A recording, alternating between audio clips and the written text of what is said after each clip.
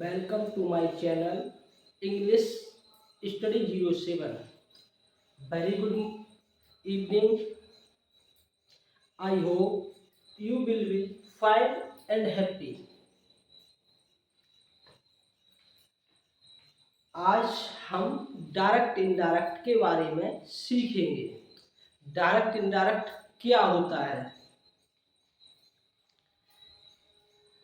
Direct indirect अंग्रेजी भाषा में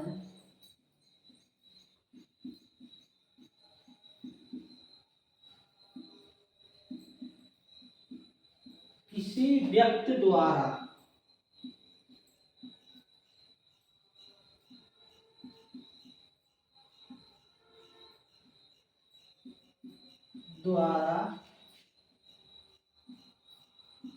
कही गई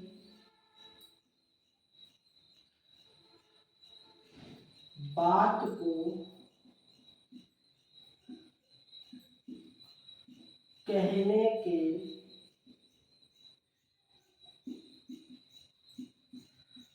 दो ढंग होते हैं।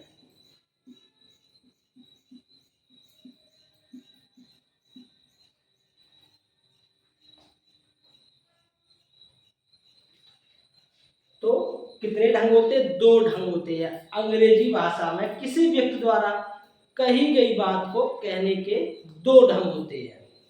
अब वो कौन कौन से दो ढंग होते हैं? Number first, direct speech.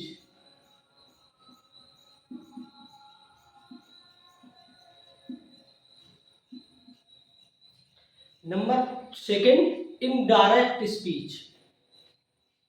तो सेकंड क्या होता है? Indirect speech.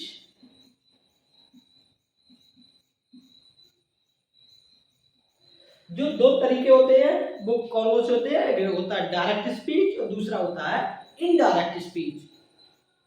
अब बात आती है डायरेक्ट स्पीच क्या होता है, यानी डायरेक्ट स्पीच क्या होता है? डायरेक्ट स्पीच में ये होता है, डायरेक्ट स्पीच में वक्ता यानी जो स्पीकर होता है, बोलने वाला होता है, उसके शब्दों या कथनों को, उसके द्वारा जो बोले गए शब्द है या कथन है, उनको ज्यों का त्यों कहा जाए, यानी ज्यों का त्यों कहा जाए तो हमारा क्या होगा? डायरेक्ट स्पीच होगा। अब डायरेक्ट स्पीच होगा तो फॉर एग्जांपल आपको समझाते हैं। राम said,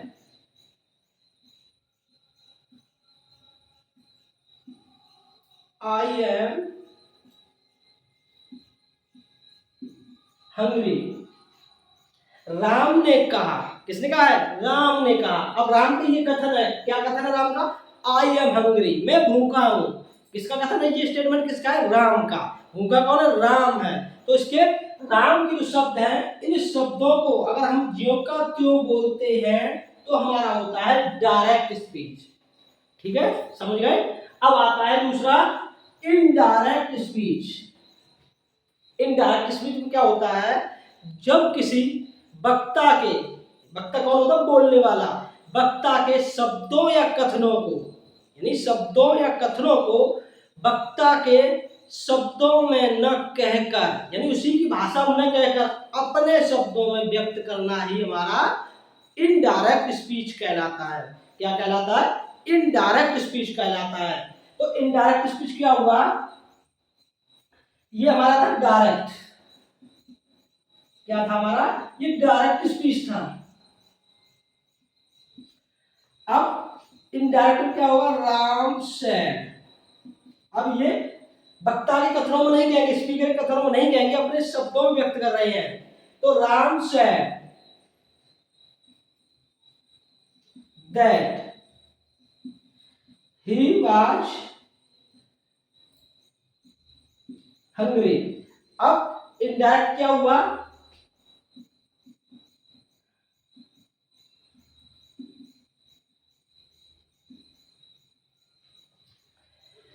इनडायरेक्ट हमारा क्या बना? Ram said that he was hungry. Ram ने कहा कि वह भूखा था। ये वक्ता के शब्दों को अपने शब्दों में व्यक्त किया गया है। तो अब बात आती है, अब डिफाइन हो गया डायरेक्ट और इनडायरेक्ट। डायरेक्ट क्या होता है और इनडायरेक्ट क्या होता है। अब बात आती है डायरेक्ट स्पीच के कितने भाग होते हैं, यानी डायरेक्ट स्पीच के कितने भाग होते हैं। डायरेक्ट स्पीच के दो भाग होते हैं। जो इन्वर्टेड कॉमास के बाहर जो हिस्सा होता है, जो पार्ट इन्वर्टेड कॉमास के बाहर है, ये हमारा क्या हुआ, रिपोर्टिंग वर्ब। क्या हुआ, रिपोर्टिंग वर्ब। और जो इन्वर्टेड कॉमास के अंदर जो हमारा भाग है यानी पार्ट है, उसे हम कहते हैं रिपोर्टेड स्पीच। क्या कहते हैं, रिपोर्टेड स्पीच।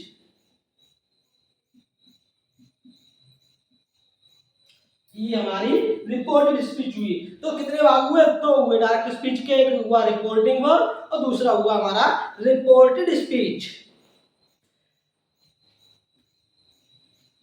अब रिपोर्टिंग वर्ब के कितने भाग होते हैं। रिपोर्टिंग वर्ब के ये हुआ the subject of reporting verb. ठीक है, ये क्या हुआ हमारा, the subject of reporting verb. Reporting verb का सब्जेक्ट, ये हमारी हो गई रिपोर्टिंग वर्ब।